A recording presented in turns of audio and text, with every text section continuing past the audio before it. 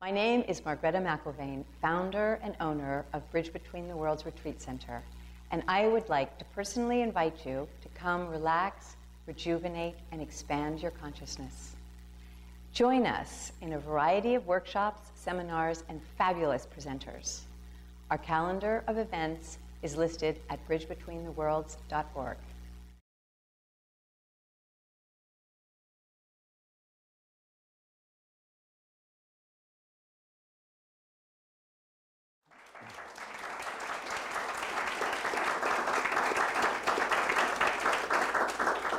So welcome.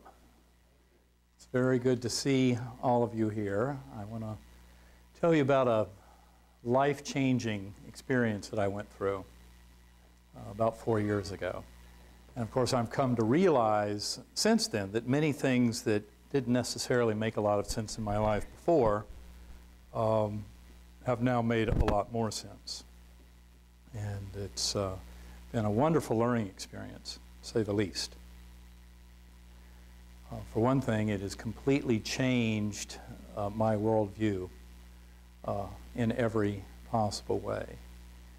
And I will explain how that happened, and I think you will understand why it is so profound and why it makes sense and stands a very good chance of changing how many people look at things and look at reality and look at the nature of our spirit, our soul, and the whole reason for existence. Take you back to my childhood. I grew up in Winston-Salem, North Carolina, was raised in a family. My father was an academic neurosurgeon. He was the head of neurosurgery at Wake Forest. He had trained during the World War II years. In fact, he learned the craft of neurosurgery in the jungles of New Guinea and the Philippines. And so he had a very strong spiritual core. That's what got him through that. It was a very difficult time. That was an era when you went off to war and you didn't know if you'd have a country to come back to or even a world to come back to. So quite different from what we face today. And I think that was a lot of what formed him. And he had a strong spiritual sense. He also had a very strong scientific sense. I mean, he had come of age in the 30s and 40s, and you know, the atomic era and everything else that he saw unfold over the next decades. Kind of a resounding period of success for reductive materialist scientific worldview. And yet we'll kind of get to where that's been very misleading as we go through this, and I tell it from my personal learning point of view. Another thing that's important to understand, I had that faith growing up because I grew up in that household and we went to a Methodist church. I remember having very active debates with my 6th grade Sunday school teacher about, you know, God and heaven, and I was getting very interested in science at the time, and I thought I was, you know, so smart and had these wonderful arguments about how science was really kind of replacing religion as kind of the arbiter of what is real and what is not. And I think my 6th grade Sunday school teacher actually was quite smart, and I just didn't realize that there was a much deeper truth than what seemed so simple to me at the time. And so then in my earlier years, I was very much a fan of science, even though I wanted to believe in an afterlife. But more and more in my scientific career as a neurosurgeon, I went to Duke Medical School, finished 1980, then did 7 years of residency training, mainly at Duke, some at Mass General, a fellowship up in Northern England, and then started working at Harvard Medical School, and I was there for almost 15 years. Doing a lot of advanced things in neurosurgery. Really worshipped science in every sense of the word. Another part of my story that will come in especially important later is the fact that I was adopted. I was put up for adoption when I was 4 months old. And that impacted a lot of how I looked at relationships and at the world, and I didn't realize just how much it impacted it, because my father, academic neurosurgeon, told me, of course you don't remember anything that happened when you were weeks and months old. I said, oh, okay, I don't remember. But I know now that, of course, I did remember, and in fact, it absolutely shaped my view of the world. And that played in very heavily, because in 1999, my older son had an interest in tracing our family roots a little more. And it turns out that he got me to search again for my birth mother, which I had tried to do many times in the past and always hit a dead end. And suffice it to say for now that I found out that she was out there. And this was in 2000. And I also found out it was not a good time to come back in her life. And that had a dramatic impact on me. I didn't realize at the time how serious it was, and I'm going to talk about that more later. But one thing that it did very effectively was it absolutely crushed any last hope that there was a loving God behind it all, that there was any benign force in this universe, that there was ever any answer to prayer.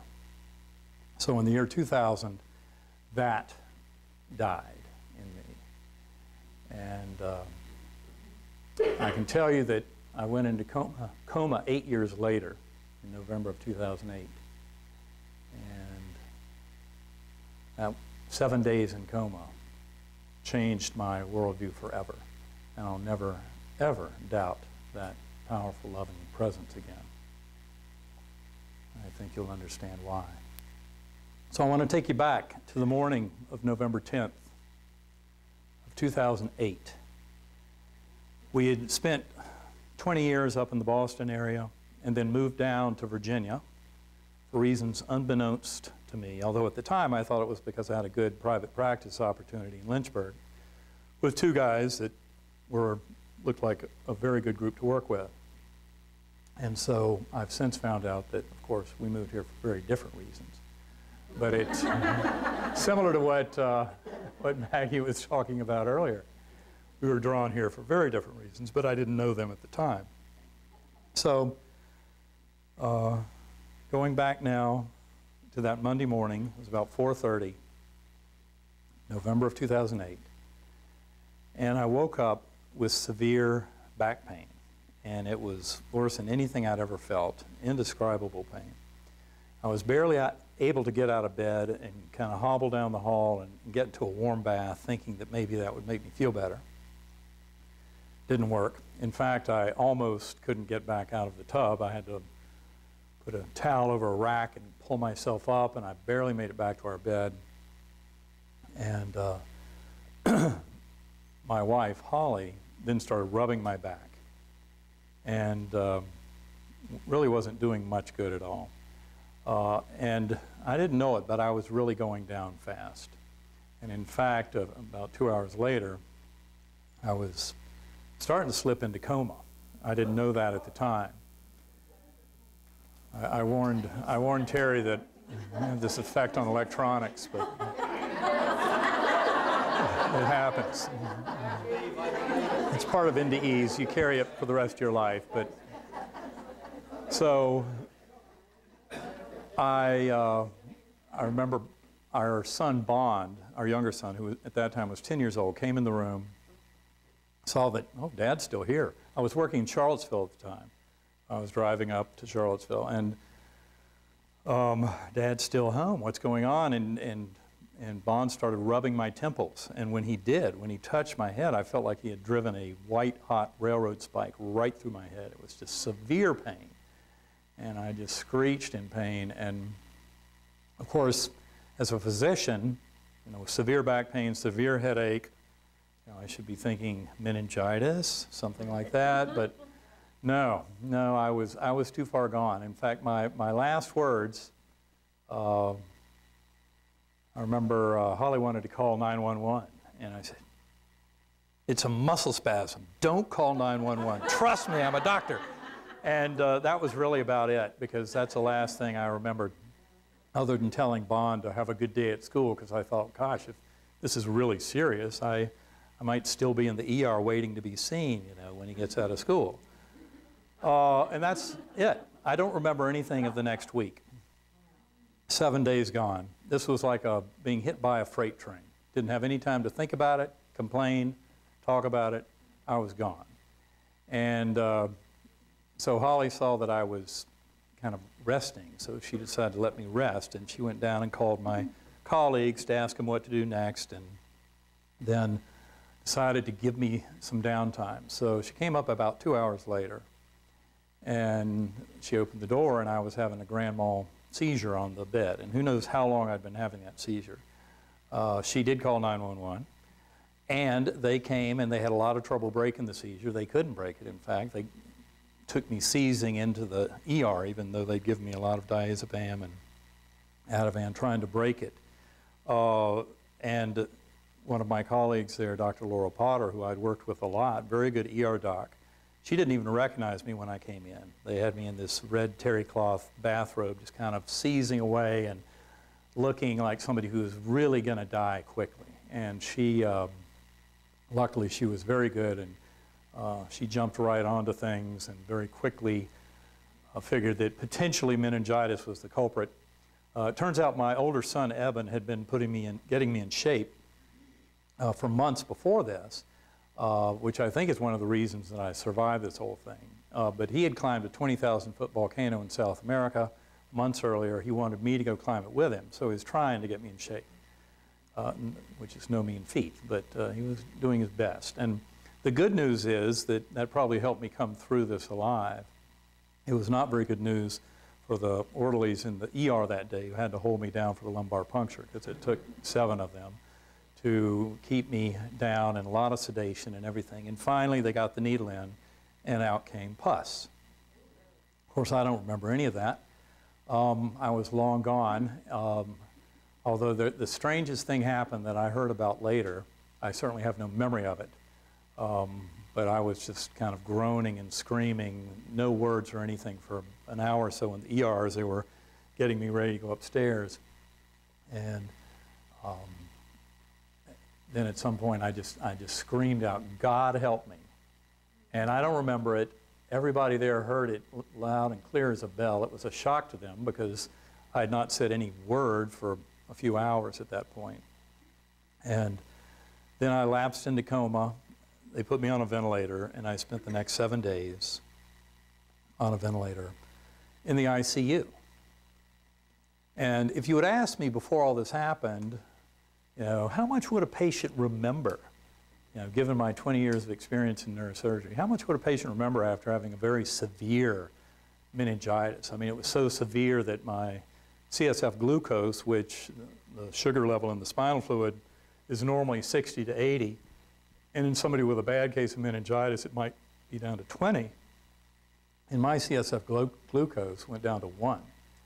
And everything about my exam that week, the scans, I mean, this was a global wipeout of my cortex, of my neocortex, the part that makes us human, the outer surface of the brain.